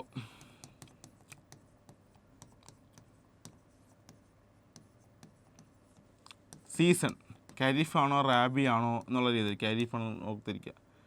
ഓക്കെ, ഇതൊക്കെ ഒന്ന് പഠിച്ചു വെക്കാൻ നോക്കുക. ഏരിയ ഇതൊക്കെ ഇന്ന് അറിഞ്ഞിരിക്കാൻ നോക്കുക. എന്തൊക്കെയാണ് ലൈഫിൽ ഇമ്പോർട്ടൻ്റ് ആണ്. ഇങ്ങനത്തെ ക്രോപ്സിൻ്റെയൊക്കെ ഏത് കണ്ടീഷനിലാണ് വളരുന്നത്, ചിലർക്ക് നല്ല ഡ്രെയിൻഡ് സോയിൽ വേണോ അല്ലെങ്കിൽ ബ്ലാക്ക് സോയിൽ വേണോ, അങ്ങനത്തെ അയാൾ ഏത് ടെമ്പറേച്ചർ വളരുന്ന ക്രോപ്സാണ്, അത് കാരിഫ് ആണോ റാബിയൺസ് ഏത് ക്രോപ്പാണോ, അല്ലെങ്കിൽ ഏതാണ് അത് ഏത് ഇന്ത്യയിലെ ഏത് സ്റ്റേറ്റിൽ വളരുന്നു എന്നൊക്കെ ജസ്റ്റ് ഒന്ന് ഗൂഗിൾ ചെയ്തോ അല്ലെങ്കിൽ അറിഞ്ഞിരിക്കാൻ നോക്കുക. There are different seasons for sowing and harvesting of each crop. എല്ലാ ക്രോപ്പിനും ആ ഡെഫിനറ്റ് ഉള്ള ക്രോപ്പുണ്ട്. ഇന്ന സീസണിൽ മാത്രമേ അത് വളരത്തുള്ളൂ, ഇന്ന സോയിലിൽ മാത്രമേ വളരത്തുള്ളൂ, അങ്ങനത്തെ കുറേ കണ്ടീഷൻസ് ഉണ്ട്. Which are the correct statement related to zaid cultivation. നമുക്ക് എന്തൊക്കെ അറിയാം? ഖരീഫ് ഉണ്ട്, റാബി ഉണ്ട്, സെയ്ദുണ്ട്. സെയ്ദിനെ കുറിച്ചുള്ള കാര്യങ്ങളാണ് ചോദിച്ചത്, അത് കറക്റ്റ് പിക്കാണ്. Main crops are paddy, cotton, jute, jowar and bajra. Paddy, cotton, jute, ജോവറൊക്കെ എന്നാണ്, ഇതൊക്കെ ഖാരിഫ് ക്രോപ്സാണ്. അപ്പോൾ അത് സെയ്ദിൽ വരത്തില്ല, അപ്പോൾ ഇത് വരത്തില്ല. Main crops are water melon, vegetable, fodder crops. ശരിയാണ്. സെയ്ദ് ക്രോപ്സ് ഓർത്തിരിക്കേണ്ട ഒരു ടെക്നിക്കാണ്. സെയ്ദ് ക്രോപ്സ് എപ്പോഴും വാട്ടർ റിച്ച് ഫോം എന്ന സെയ്ദ് ക്രോപ്സ് ഒക്കെ മെയിൻലി എന്താണ് കുറച്ചുകൂടെ ഹൈഡ്രേറ്റിംഗ് സാധനങ്ങളൊക്കെ, water melon, cucumber, musk melon, ഇങ്ങനത്തുള്ള ഒരു വാട്ടർ റിച്ച് സംഭവങ്ങളൊക്കെ സെയ്ദ് ക്രോപ്സ് ഉണ്ടായിരിക്കുക. അപ്പോൾ അതൊന്ന് പിക്ക് ചെയ്യുക. വാട്ടർ മെലോൺ കണ്ട സെയ്ദ് ക്രോപ്പാണ്, ഇത് ശരിയാണ്. സെയ്ദ് കൾട്ടിവേഷൻ. കൾട്ടിവേഷൻ ഇപ്പോൾ ഡെസ്റ്റിൻസ് from October to November. October November region എന്താണ്? അത് ഖാരിഫ് സീസൺ, റാബി സീസണാണ്. ഖാരിഫിൻ്റെ വിളവെടുപ്പും റാബി സീസണാണ്. അപ്പോൾ ഇതല്ല. Zaid crops actually March to ജൂണാണ്.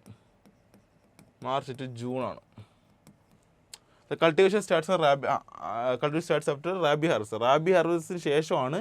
കാരണം എന്താ? ഖാരിഫ് കഴിഞ്ഞിട്ടാണ് റാബി കഴിഞ്ഞിട്ടാണ് സെയ്ദ് കഴിഞ്ഞിട്ട് വീണ്ടും ഖാരിഫാണ്. അങ്ങനെയാണ് ആ ഓർഡർ ഇങ്ങനെ പോകുന്നത്. എന്തൊക്കെയാണ് ഒന്നുകൂടെ പറയാം?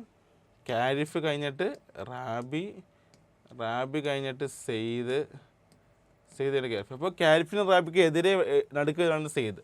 ഓക്കെ, ഒന്നുകൂടെ പറയാം.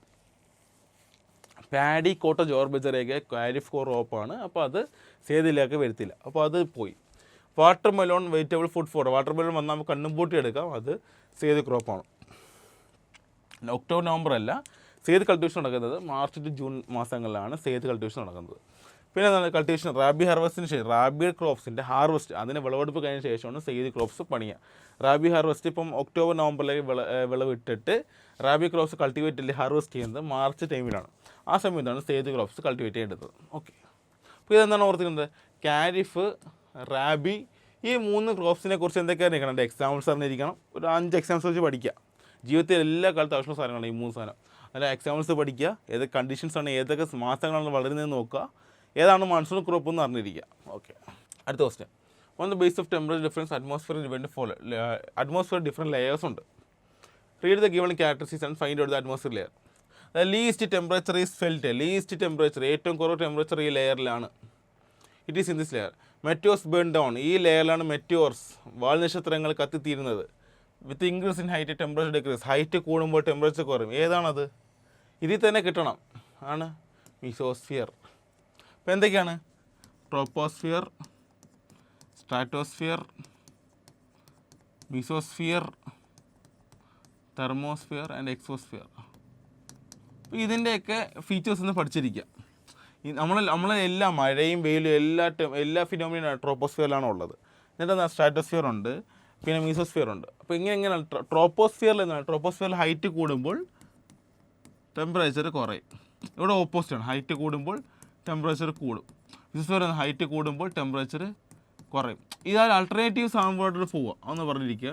ട്രോപ്പോസ്ഫിയറിൽ നിന്നാണ് ഹൈറ്റ് കൂടുമ്പോൾ ടെമ്പറേച്ചർ കുറയും, ഇൻവേഴ്സ് ലാപ്സ് റേറ്റ് എന്ന് പറയും. സ്ട്രാറ്റോസ്ഫിയറിലേക്ക് വരുമ്പോൾ ഹൈറ്റ് കൂടുമ്പോൾ ടെമ്പറേച്ചർ കൂടും. അപ്പോൾ മീസോസ്ഫിയറിൽ വീണ്ടും തിരിയും, ഹൈറ്റ് കൂടുമ്പോൾ ടെമ്പറേച്ചർ കുറയും. അത് നിൽക്കട്ടെ. രണ്ടാമത് മെറ്റേഴ്സ് വാൽനക്ഷത്രങ്ങളും ബേൺ ഡൗൺ ചെയ്യുന്നതുകൊണ്ടാണ് മീസോസ്ഫിയർ കത്തി തുടങ്ങുന്നത്. പിന്നെ അപ്പോൾ ഇതൊക്കെ ചെന്ന് ചെയ്യുക മീസോസ്ഫിയറാണ്. അപ്പോൾ 3ൻ്റെ ഈ 4 ലെയറിൻ്റെ ഈ 4-5 ലെയറിൻ്റെ ഫീച്ചേഴ്സ് ഒന്ന് പഠിച്ചിരിക്കുക. ഇതിനെല്ലാത്തിനും 2 ഫീച്ചേഴ്സ് വെച്ചേ ഉള്ളു പഠിക്കാൻ. ഒന്ന് മറിച്ചിട്ട് പോവുക, ഒരു ക്വസ്റ്റ്യൻ കിട്ടും. What are the ways in which dust particles reach atmosphere. Dust particles എങ്ങനെയൊക്കെയാണ് അറ്റ്മോസ്ഫിയറിൽ എത്തുന്നത്? അപ്പോൾ നോക്കാം. ഡസ്റ്റ് ഒന്നാമത് എന്താണ്? നാച്ചുറലും ഉണ്ട്, നാച്ചുറലി വരും, ഹ്യൂമൻ ആക്ഷൻ വഴിയും വരും. നാച്ചുറലി എങ്ങനെയാണ് വരുന്നത്? വൈൽഡ് ഫയർ കാരണം ഡസ്റ്റ് പാർട്ടിക്കിൾസ് കത്തി ആകാശത്തെത്തും. വോൾക്കാനിക് ഇറപ്ഷൻ വഴി എത്തും. പിന്നെ എന്തെങ്കിലും ലാൻഡ് സ്ലൈഡൊക്കെ ഉണ്ടാകുമ്പോൾ അല്ലെങ്കിൽ എന്തെങ്കിലും ആക്സിഡൻ ഇറോഷനൊക്കെ ഉണ്ടാകുമ്പോൾ സംഭവിക്കും. ഓക്കെ, ഹ്യൂമൻ ആക്ഷൻ വഴി എന്തൊക്കെയാണ്? വെഹിക്കിൾ എമിഷൻസ് ഉണ്ട്,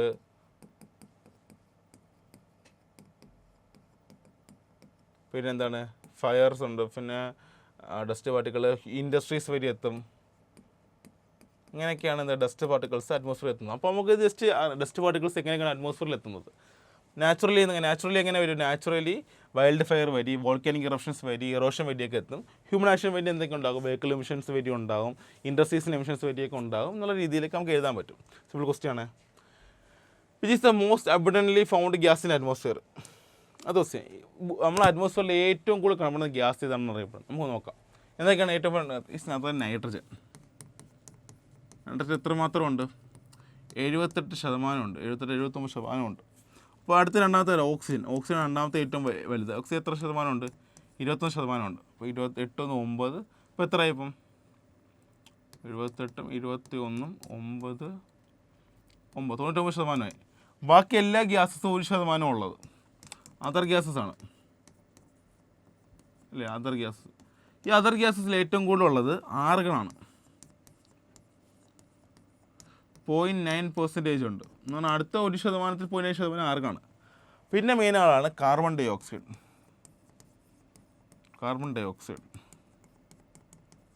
പുള്ളിയൊന്ന് ഓർത്തിരിക്കുക, ഇത് പഠിച്ചിരിക്കുക. 0.03% പഠിച്ചിരിക്കുക.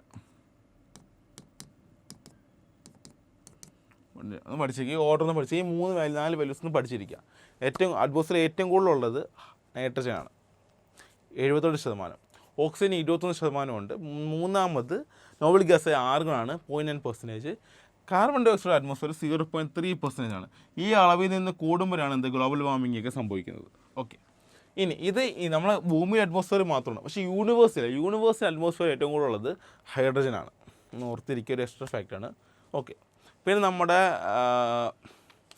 ഭൂമിയുടെ പ്രതലത്തിൽ സോയിലിലേക്കുള്ളത് ഓക്സിജൻ ആണെന്ന രീതിയിലുള്ള ഫാക്റ്റ് ഓർത്തിരിക്കുക.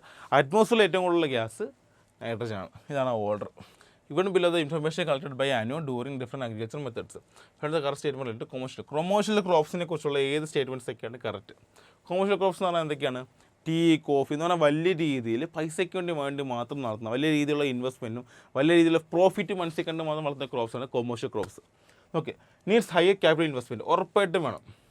Use of non toxic products. ഒരിക്കലും നോൺ ടോക്സിക് പ്രോഡക്ട്സ് ഉപയോഗിക്കുമെന്ന്, ടോക്സിക് അല്ലാത്ത പ്രോഡക്ട്സ് ഉപയോഗിക്കുമെന്ന് പറയാമോ? എന്നെന്താണ്? നല്ല രീതിയിൽ ഇൻവെസ്റ്റ്മെൻറ്റ് ചെയ്ത് നല്ല രീതിയിൽ കൾട്ടിവേറ്റ് ചെയ്ത് നല്ല പ്രോഫിറ്റിന് വേണ്ടി വളർത്തുന്ന ക്രോപ്സാണ് എന്ത്? Commercial crops. എന്താണ് കൊമേഴ്ഷ്യൽ ക്രോപ്സ്? ക്രോപ്സ് ആണ് നല്ല ഏരിയയിൽ കൾട്ടിവേറ്റ് ചെയ്ത് നല്ല രീതിയിൽ ഇൻവെസ്റ്റ്മെൻറ്റ് കൊണ്ടുവന്ന് നല്ല പ്രോഫിറ്റിന് വേണ്ടി വളർത്തുന്ന ക്രോപ്സാണ് എന്ത്? Commercial crops. അപ്പോൾ അവരെന്താണ്? ഹൈ ക്യാപിറ്റൽ ഇൻവെസ്റ്റ്മെൻറ്റ് എന്തോലും ഉണ്ട്. Use of non toxic products ഒരിക്കലുമില്ല. നല്ല രീതിയിൽ ഫെർട്ടിലൈസറൊക്കെ കൊടുത്ത് നല്ല രീതിയിൽ ഔട്ട്പുട്ട് കൊണ്ടുപോകും, നല്ല രീതിയിൽ പ്രൊഡക്ഷൻ കൂട്ടി നല്ല രീതിയിൽ വിറ്റഴിക്കാനായിട്ട് നോക്കത്തുള്ളൂ. അപ്പോൾ ആ ടോക്സിസിറ്റി ഉപയോഗിക്കുക. അപ്പോൾ നോൺ ടോക്സിക് ആയിരിക്കും ഒരിക്കലും പറയാൻ പറ്റത്തില്ല. Self sufficiency food production. അങ്ങനെ ഫുഡ് പ്രൊഡക്ഷൻ ഉണ്ടായിട്ട് ഫുഡ് പ്രൊഡക്ഷൻ സെൽഫ് സഫിഷ്യൻസി ഒന്നും അവർ ചിന്തിക്കുന്നില്ല. അവർക്ക് പ്രോഫിറ്റ് മാത്രമാണ് അവരുടെ മൈൻഡിലുള്ളത്. യൂസ് ഓഫ് മോഡേൺ ടെക്നോളജി ഉപറിപ്പോട്ട് ഉപയോഗിക്കുക. നല്ല രീതിയിൽ ഔട്ട്പുട്ട് നല്ല രീതിയിൽ ഇൻവെസ്റ്റ്മെൻ്റ് ഒക്കെ വരുമ്പോൾ ഹൈ ടെക്നോളജിയൊക്കെ ഉപയോഗിക്കും. അപ്പോൾ A&D ആണ് ഉത്തരം വരിക. ഓക്കെ, അത്രയേ ഉള്ളൂ. Mixed farming should be encouraged. Find the reasons to make a content. Mixed farming encourage ചെയ്യണമെന്ന് പറയുന്നത്. അതിൻ്റെ റീസൺസ് എന്തൊക്കെയാണ് പറയുന്നത്? അപ്പോൾ ഇതാണ് മിക്സഡ് ഫാർമിംഗ് എന്ന് പറയണം. മിക്സഡ് ഫാർമിങ്ങിനെ എൻകറേജ് ചെയ്യണം. റീസൺസ് എന്തൊക്കെയാണെന്ന് പറയുന്നത്. മിക്സഡ് ഫാർമിംഗ് എന്ന് പറയുമ്പോൾ എന്താണ്? ആദ്യം മിക്സഡ് ഫാർമിംഗ് എന്താണെന്ന് ചെയ്യണം. എന്തൊക്കെയാണ്? Cultivation plus rearing of livestock. എന്താണ് വാക്ക്? Rearing of livestock. അതിനെയാണ് മിക്സഡ് ഫാർമിംഗ് എന്ന് പറയുന്നത്. കാരണം ക്രോപ്പ് കൾട്ടിവേറ്റ് ചെയ്യുന്നതിൻ്റെ കൂടെ ലൈഫ് സ്റ്റോക്ക് എന്ന് പറഞ്ഞാൽ ആട്, മാട്, കോഴികളെ കൂടെ വളർത്തുന്നതിനാണ് എന്ത്? മിക്സഡ് ഫാർമിംഗ് എന്ന് പറയുന്നത്. അപ്പോൾ അതിൻ്റെ റീസൺസ് എന്തൊക്കെയാണ്? More income. ഇപ്പം ഒരു പാടത്ത് നിന്നാണ് തണ്ണിമത്തം വളർത്തുന്ന ഒരു കർഷകനാണ്. അപ്പോൾ അദ്ദേഹം കൂടെ ഒരു ആടിനെയും കോഴിയൊക്കെ വളർത്തുന്നു. അപ്പോൾ എന്താണ്? ഈ തണ്ണിമത്തം വിറ്റ് പോകുന്ന കാശിൻ്റെ കൂടെ തന്നെ എന്താണ്? ആ ആടിൻ്റെ പാല് വിറ്റും അല്ലെങ്കിൽ കോഴിയുടെ മുട്ട വിറ്റും അല്ലെങ്കിൽ ഇതിൻ്റെ ഇറച്ചി വിറ്റും എന്താണ്? ഒരു എക്സ്ട്രാ ഇൻകം, ഒരു മോർ ഇൻകം അദ്ദേഹത്തിന് കിട്ടും. രണ്ടാമത് നാച്ചുറൽ ഫെർട്ടിലൈസർ. എന്താ പറയുന്ന ഈ ആടിൻ്റെ കാട്ടവും അല്ലെങ്കിൽ കോഴിത്തീട്ടവും ഒക്കെ എന്താണ് നല്ല രീതിയിലുള്ള ഫെർട്ടിലൈസേഴ്സ് ആണ്. അപ്പോൾ ഇതിനൊക്കെ തന്നെ കൃഷിയിലേക്ക് ഉപയോഗിച്ച് ഇതിനെ തന്നെ വളമായിട്ട് കൃഷിയെ ഉപയോഗിച്ച് എന്താണ് നമുക്ക് ഈ ആർട്ടിഫിഷ്യലുള്ള ഒരു ഫെർട്ടിലൈസറിൻ്റെ ഒരു ആവശ്യമില്ല. അപ്പോൾ ഇതിനെ വളമായിട്ട് ഉപയോഗിക്കാനൊക്കെ പറ്റും. അങ്ങനൊരു നമുക്ക് നേച്ചർ നല്ലതാണ്. പിന്നെ എംപ്ലോയ്മെൻറ്റ് കൂടും. കാരണം എന്താണ് കർഷകർ മാത്രമല്ല മറ്റേ ഈ ആടിനെ നോക്കുന്ന ആൾക്കാർ കെയർ ടേക്കേഴ്സിനെയൊക്കെ നമുക്ക് വെച്ച് അവർക്കൊരു ഇൻകം ഓപ്പർച്യൂണിറ്റി കൂടുകയാണ് ചെയ്യുന്നത്. ഓക്കെ, അപ്പോൾ ഇതിനകത്ത് കുറേ റീസൺസ് ആയിരുന്നു. അപ്പോൾ ഇതാണ് മെയിൻ സാധനം. എന്തൊക്കെയാണ് എഴുതേണ്ടത്? ഇതാണ് മിക്സഡ് ഫാമിംഗ്. നല്ല സ്റ്റേറ്റ്മെൻറ്റ് എഴുതുക. Mixed farming is nothing but it is the cultivation of crops plus rearing of life stock എന്ന് എഴുതി വെക്കുക. പിന്നെ reasons for encouraging mixed farming എന്തൊക്കെയാണ്? മോർ ഇൻകം എങ്ങനെ വരുന്നത്?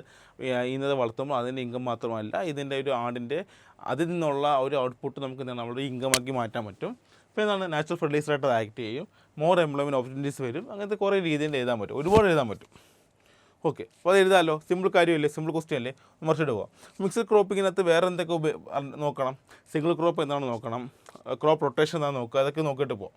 ക്രോപ്പ് റൊട്ടേഷൻ നോക്കിയിട്ട് പോവാം കേട്ടോ. ക്രോപ്പ് റൊട്ടേഷൻ നോക്കിയിട്ട് പോവാം. Our constitution teaches that there shall be no discrimination of the grounds of religion, race, caste and sexual basis of earth. നമ്മൾ fundamental right പറയുന്ന ഒരു സംഭവമാണ്. there shall be no discrimination on the ground of religion വൈസോ race വൈസോ caste വൈസോ sex വൈസോ place birth പ്രകാരം നമ്മൾ ഇന്ത്യയിൽ ഒരു മനുഷ്യനെയും നമ്മൾ ഡിസ്ക്രിമിനേറ്റ് ചെയ്യാൻ പാടില്ല. നമ്മൾ ഫണ്ടമെൻ്റൽ റൈറ്റ് ആണത്. Write two reasons for the marginalisation of certain section of the people. അപ്പോൾ പറയാം എന്തൊക്കെ റീസൺ? രണ്ട് റീസൺ എന്തൊക്കെയാണ്? Marginalisation certain society of the peoples society. നമ്മുടെ സൊസൈറ്റിയിൽ ചില ആൾക്കാർ മാർജിനലൈസ് ചെയ്യപ്പെടുന്നു. അതിന് കാരണം എന്തൊക്കെയാണ്? പോവർട്ടി. ഒരുപാട് റീസൺസ് പറയാം. പോവർട്ടി, അൺഎംപ്ലോയ്മെൻറ്റ്, പിന്നെ historical cast hierarchy,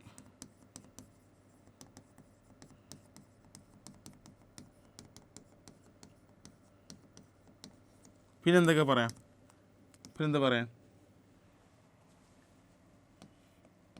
language barriers.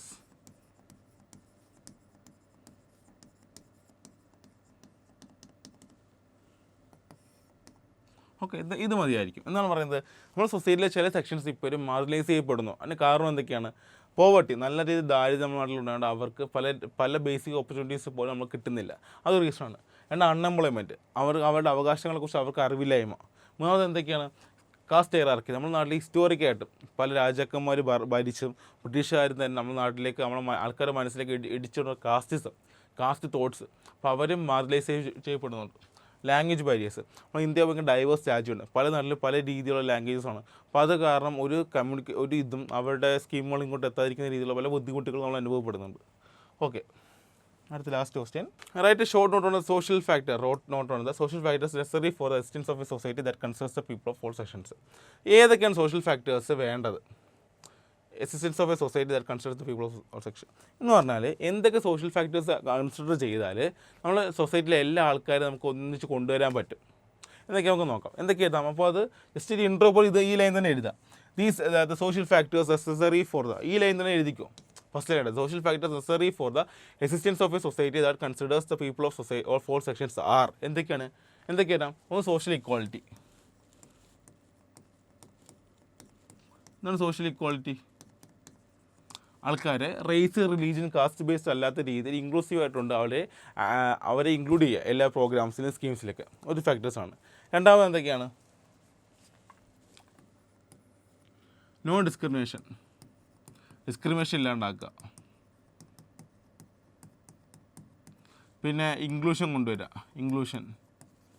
എല്ലാവർക്കും ബാങ്ക് അക്കൗണ്ട്സ് അങ്ങനത്തെ രീതിയിലുള്ള കാര്യസ് കൊണ്ടുവരിക. പിന്നെ എന്തൊക്കെയാണ്? പിന്നെ awareness about fundamental rights,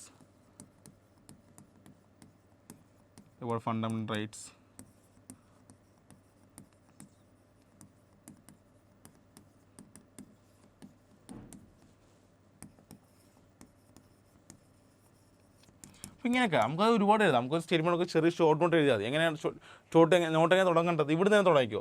social factors that are necessary for the existence of a society that considers the people of all sections can be social equality കൊണ്ടുവരിക. എന്നാൽ religion, raise, cast ഇല്ലാതെ ആൾക്കാർ ഒരേപോലെ രീതിയിൽ ഇൻക്ലൂഡ് ചെയ്യുക. എല്ലാ പ്രോഗ്രാംസിലും എല്ലാ വെൽഫെയർ ആക്ടിവിറ്റീസിലും ഇൻക്ലൂഡ് ചെയ്യുക. ഡിസ്ക്രിമിനേഷൻ ഒഴിവാക്കുക. റിലിജിയൻ വൈസും ജെൻഡർ ആൺ മെൻ വുമൺ ഡിസ്ക്രിമിനേഷൻ അങ്ങനത്തെ രീതിയിൽ ഒഴിവാക്കിക്കൊണ്ടുള്ള പ്രോഗ്രാംസ് കൊണ്ടുവരിക. ഇൻക്ലൂഷൻ കൊണ്ടുവരിക എന്ന് പറഞ്ഞാൽ എന്താ? ഇംഗ്ലീഷ് കൊണ്ടുവരിക പറയുമ്പോൾ എന്താണ്? ഇപ്പോൾ ഇൻക്ലൂഷനായിട്ട് ഈ ബാങ്കിങ്ങിലുള്ള ബാങ്കിങ് എത്തിക്കുക, എഡ്യൂക്കേഷൻ എത്തിക്കുക, ടെക്നോളജിക്കലി ഡീസലുള്ള സ്ഥലങ്ങളിൽ ടെക്നോളജി എത്തിക്കുക, അത് കാര്യങ്ങൾ ചെയ്യുക. പിന്നെ നമ്മൾ ഫണ്ടമെൻ്റൽ റൈറ്റിനെ കുറിച്ച് അവയർനെസ് ചെയ്യാം. ഇമ്പോർട്ടൻറ്റ് കാര്യം നമുക്ക് ഇതെല്ലാം നമുക്ക് തരുന്ന ഔദാര്യമല്ല അവകാശമാണെന്ന രീതിയിൽ ആൾക്കാരുടെ മരണം മനസ്സിലാക്കുക, അവരെ അവെയർ ചെയ്യുക, ഇക്വിറ്റി കൊണ്ടുവരിക എന്നുള്ള രീതിയിലുള്ള കാര്യങ്ങൾ ചെയ്താൽ സോഷ്യൽ ചേഞ്ചസ് കൊണ്ടുവരാൻ പറ്റും. ഓക്കെ, ചെറിയൊരു സെഷനായിരുന്നു, എല്ലാവർക്കും മനസ്സിലായി ഇരിക്കുന്നുണ്ട്. ഇതുകൊണ്ട് മാത്രം നല്ല രീതിയിൽ എക്സാം നന്നായി അപ്പിയർ ചെയ്യാൻ പറ്റും. ഇതൊന്ന് പഠിക്കുക, ഒരു വട്ടം ഒന്ന് വായിച്ചു പോകുമ്പോൾ തന്നെ തലയിൽ കയറും. ടെക്സ്റ്റ് ബുക്ക് ഒന്ന് മറിച്ച് നോക്കുക, ഇതിൽ നിന്ന് പറഞ്ഞ ഫാക്ടേഴ്സിൻ്റെ കൂടെ എക്സ്ട്രാ അതും കൂടെ നോക്കുക. ലൈക്ക് ബോക്സിലുള്ള കാര്യങ്ങളൊക്കെ നോക്കുക, നമ്മൾ ഇവിടെ പഠിച്ച ഏരിയാസിൻ്റെ കൂടെയുള്ള ഏരിയാസ് ഒന്ന് വായിച്ച് നോക്കുക. അതൊക്കെ തന്നെ മതി നല്ലൊരു മാർക്ക് സ്കോർ നിങ്ങൾക്ക് എക്സാമിൽ തന്നെ കിട്ടുക. നന്നായി പഠിക്കുക, നന്നായി എഴുതുക, എല്ലാവർക്കും നല്ല രീതിയിൽ എക്സാം എളുപ്പമെന്ന് വിചാരിക്കുക, നല്ല മാർക്ക് അടിക്കുക. എല്ലാവർക്കും അടുത്ത ക്ലാസ്സിൽ വീണ്ടും കാണാം. Thank you.